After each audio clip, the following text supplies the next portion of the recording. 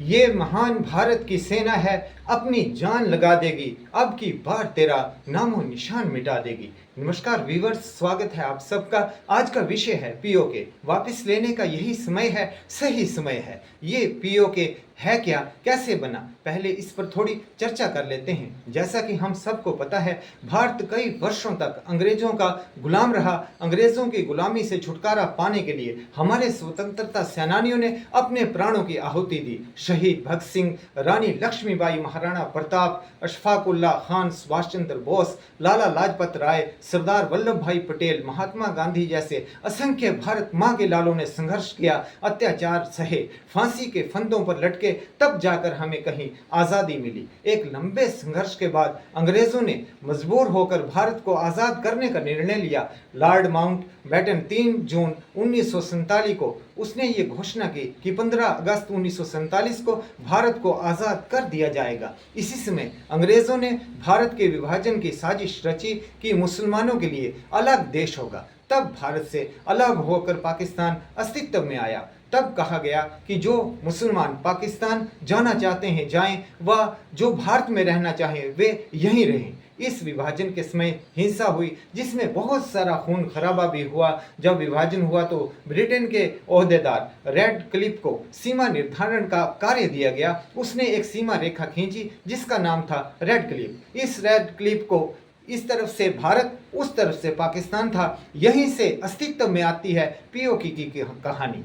आज़ादी से पहले भारत रियासतों में बंटा हुआ था। इन रियासतों में हिंदू, मुस्लिम, सिख, मराठे शासक शासन करते थे। सभी रियासतों के राजाओं व शासकों को कहा गया कि वे स्वेच्छा से अपनी रियासत का विलय भारत में कर सकते हैं। इसमें माउंट बैटन ने यह भी शर्त रख दी कि 15 अगस्त 1947 से पहले जो रियासत भारत में विलय करेगी वे बिना शर्त विलय कर सकती है, परंतु उसके बाद विलय करने वाली रियासत के लोगों से जनमत संग्रह करवाया जाएगा कि वे किसके साथ रहना चाहते हैं। उस समय जूनागढ़, हैदराबाद व जम्मू कश्मीर, ये 3 रियासतें ऐसी थीं जो कि स्वतंत्र रहना चाहती थी। उस समय जम्मू कश्मीर के राजा थे राजा हरि सिंह। राजा हरि सिंह ने कहा, मेरी रियासत ना पाकिस्तान के साथ मिलेगी ना भारत के साथ मिलेगी, ये स्वतंत्र रहेगी।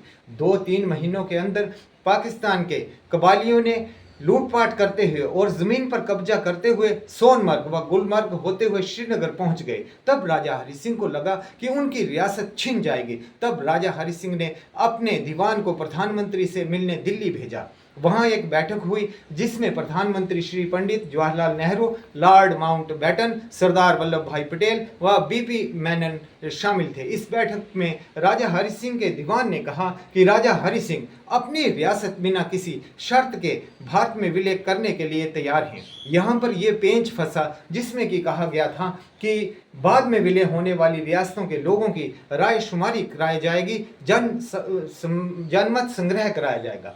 तब प्रधानमंत्री ने कहा कि इस नियम के अनुसार रियासत का विलय नहीं हो सकता। तब सरदार वल्लभ भाई पटेल के जोर लगाने पर प्रधानमंत्री जवाहरलाल नेहरू विलय के लिए राजी हो गए, मगर ये कहा गया कि आपको अपना प्रशासनिक तंत्र, झंडा, कायदे कानून अपने बनाने होंगे। हम आपको डिफेंस, फॉरेन पॉलिसी और कम्युनिकेशन देंगे। यहीं से पैदा हुई थी धारा 370। इतना समझौता होने के बाद इंडियन आर्मी श्रीनगर पहुंची और उन्होंने कबाइलों को खदेड़ना शुरू कर दिया, मगर सेना को रुकने का आदेश मिला। जिस जगह सेना रुकी उसे LOC लाइन ऑफ कंट्रोल का नाम दिया गया। प्रधानमंत्री पंडित जवाहरलाल नेहरू ने वीटो पावर यूज करने वाले ब्रिटेन से भी ये कहा कि इसके बारे में आप सोचें। तब ब्रिटेन ने अपनी वीटो पावर यूज की और LOC पर जो जहां का इलाका था वहां पर रहने के लिए सबको कहा गया, और ये भी कहा गया कि भविष्य में जो है वो जनमत संग्रह करवाया जाएगा, जिस तरफ जो लोग जाना चाहें वो जा सकते हैं। उस भूभाग पर पाकिस्तान ने अवैध कब्जा कर लिया, जनमत संग्रह हो ना पाया और वे विवादित क्षेत्र पीओके के नाम से जाना जाता है, जिसमें घने जंगल, पेचीदा पहाड़ व कठिन भौगोलिक स्ट्रक्चर है, जिसका फायदा उठाकर पाकिस्तान समर्थित उग्रवादी संगठन जिनमें जैश-ए-मोहम्मद, लश्कर-ए-तोयबा जैसे उग्रवादी घुसपैठ करवाते हैं, ये भारतीय सेना, सुरक्षा बलों व कश्मीर की जनता को टारगेट करते हैं। इनको पाकिस्तानी आर्मी पर्दे के पीछे से हर प्रकार की सहायता प्रदान करती है। इन उग्रवादी संगठनों ने पुलवामा, उरी व पहलगाम जैसी घटनाओं का सर्जिकल स्ट्राइक जिसमें पाकिस्तान के खिलाफ भारत ने की, ऐसी करतूतें इन्होंने की और अपनी करतूतों से ये बाज नहीं आया। उसने हाफिज सईद, मसूद अजहर जैसे आतंकी नेताओं को अपनी शरण में लिया हुआ है। अब पहलगाम हमले के बाद भारत ने पाकिस्तान की चारों तरफ से घेराबंदी कर दी है। भारत ने पाकिस्तान को सिंधु नदी का जल ना देने का निर्णय किया है। पाकिस्तान की 62% जनता व कृषि सिंधु जल पर आश्रित है। सिंधु जल रुक जाने से पाकिस्तान की कमर टूट जाएगी।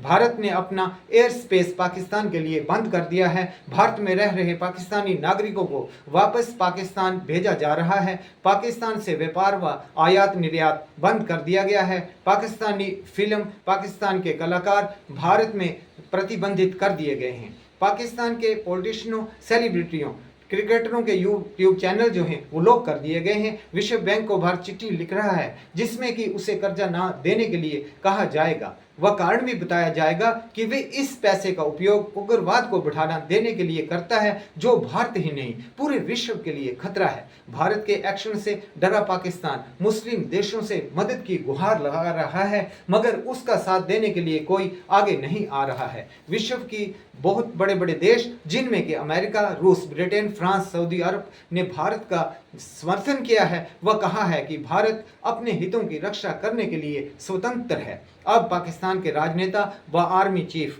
जो कुछ समय पहले ये कह रहे थे कि हमारे पास एटम बम है, उसकी वो धमकी दे रहे थे, वहीं अब वे कह रहे हैं कि वे युद्ध नहीं चाहते। जनरल मुनीर ने अपनी फैमिली विदेश भेज दी है।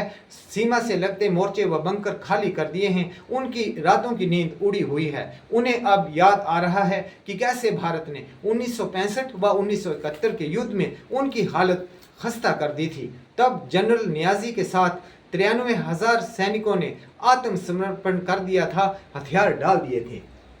अब की बार जो पाकिस्तान के जनरल मुनीर व हाफिज सईद के इशारे पर उग्रवादियों ने पहलगाम में 28 निर्दोष भारतीयों की हत्या की, उसके ऊपर भारत की 146 करोड़ जनता, भारत के 28 राज्य व 8 केंद्र शासित प्रदेश, भारत के 2763 गैर मान्यता प्राप्त दल, 6 राष्ट्रीय दल व 58 राज्य दल व भारत के हिंदू, मुस्लिम, सिख, ईसाई, जैन, हर धर्म, हर जाति, हर समुदाय के लोग, भारत की यशस्वी जल, थल व नभ सेना एकजुट है। भारत के प्रधानमंत्री श्री नरेंद्र मोदी ने सेना को खुली छूट दी है कि समय टारगेट स्वयं सेट करें व उग्रवाद पर तीखा प्रहार करें।